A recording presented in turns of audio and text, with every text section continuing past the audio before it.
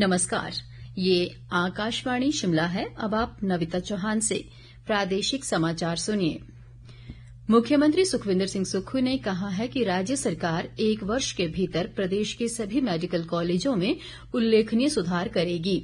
उन्होंने कहा कि इससे लोगों को इलाज के लिए राज्य से बाहर जाने की आवश्यकता नहीं होगी और उन्हें प्रदेश में ही बेहतर स्वास्थ्य सुविधा का लाभ मिलेगा।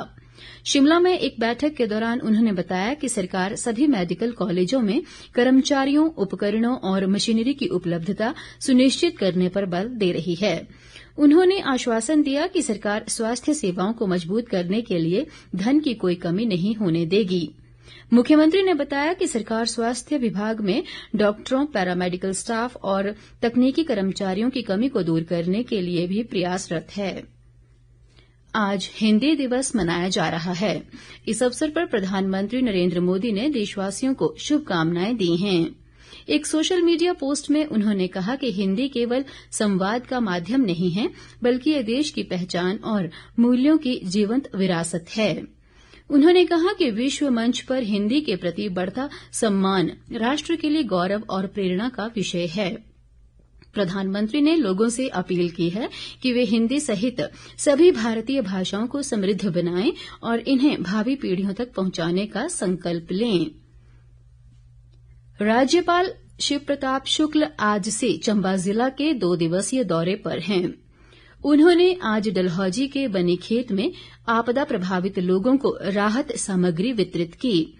इस दौरान करीब 600 प्रभावित परिवारों को राशन और तिरपाल सहित अन्य राहत सामग्री का वितरण किया गया।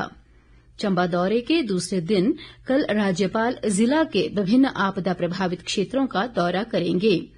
कल दोपहर बाद उनका नूरपुर जाने का कार्यक्रम है। शिमला में चल रहे 2 दिवसीय राष्ट्रीय सहकारिता सम्मेलन के समापन अवसर पर आज शाम मुख्यमंत्री सुखविंदर सिंह सुक्खू मुख्य अतिथि के रूप में शिरकत करेंगे। वहीं केंद्रीय सहकारिता राज्य मंत्री कृष्ण पाल गुर्जर विशेष अतिथि के रूप में मौजूद रहेंगे। कल से शुरू हुए राष्ट्रीय सहकारिता सम्मेलन में पारंपरिक संस्थाओं और आधुनिक तकनीकी समाधानों के बीच नई संभावनाओं का मार्ग प्रशस्त होगा। सम्मेलन में कृषि, डेयरी, ग्रामीण विकास, सहकारी बैंकिंग और वित्तीय प्रौद्योगिकी क्षेत्र के प्रतिनिधि एक ही मंच पर जुटे हैं। प्रदेश के अधिकांश क्षेत्रों में मानसून की वर्षा का क्रम जारी है। राज्य में हो रही भारी वर्षा से सामान्य जनजीवन प्रभावित हुआ है। पिछले 24 घंटों के दौरान कुल्लू, चंबा, शिमला सहित अन्य क्षेत्रों में व्यापक वर्षा हुई है। भारी बारिश के कारण पौंग बांध का जलस्तर फिर से बढ़ गया है। अधिक जानकारी के साथ शिमला से हमारे संवाददाता। हिमाचल प्रदेश में भारी बारिश और बादल फटने से तबाही जारी है। कांगड़ा, बिलासपुर, हमीरपुर, चंबा और मंडी समेत कई जिलों में नुकसान हुआ है। बिलासपुर के गुतराहन गांव में बादल फटने से मलबा घरों और खेतों में जा घुसा। मंडी के धर्मपुर में पहाड़ी दरकने से 39 परिवारों को घर छोड़ना पड़ा है। कुल्लू की ब्यास नदी में भी एक व्यक्ति बह गया है, जबकि भारी बारिश के कारण पौंग बांध का जलस्तर फिर से बढ़ गया है। 4467 करोड़ रुपए का नुकसान अभी तक आंका गया है। आकाशवाणी समाचार के लिए शिमला से योगराज शर्मा। राज्य आपातकालीन परिचालन केंद्र के अनुसार भूस्खलन के कारण राज्य में मानसून सीजन के दौरान अब तक 394 लोगों की मृत्यु हुई है।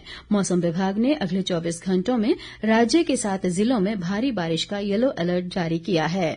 उधर भारी बारिश, भूस्खलन और बाढ़ की वजह से चंबा जिला में कई जगहों पर खेतों की उपजाऊ मिट्टी बह गई है। बड़ी संख्या में खड़ी फसलें भी पूरी तरह से नष्ट हो गई हैं। कृषि उपनिदेशक चंबा भूपेंद्र सिंह ने बताया कि जिले में कृषि विभाग को लगभग 19 करोड़ रुपए का भारी नुकसान झेलना पड़ा है। हाल ही में जो भारी बारिश हुई है, इसमें जो हमारे चंबा जिला में जो फसलें किसानों द्वारा लगाई गई थी उनमें भी काफी भारी नुकसान हुआ है। खेत जो लैंडस्लाइड की वजह से बह गए हैं या जो भारी बारिश की वजह से फसलें जो खराब हुई है या सब्जियां जो खराब हुई है, उसका हमने एक अनुमानित एस्टीमेट जो लगाया हुआ है तो लगभग 19 करोड़ का जो है नुकसान चंबा में हुआ है। प्रधानमंत्री नरेंद्र मोदी के जन्म दिवस के उपलक्ष्य में 17 सितंबर से 2 अक्टूबर तक देश भर में सेवा पखवाड़ा मनाया जाएगा। प्रदेश भाजपा अध्यक्ष राजीव बिंदल ने बताया कि 17 सितंबर को प्रदेश में भी 17 स्थानों पर रक्तदान शिविरों का आयोजन किया जाएगा। इसी के साथ प्रादेशिक समाचार का ये बुलेटिन समाप्त हुआ। नमस्कार।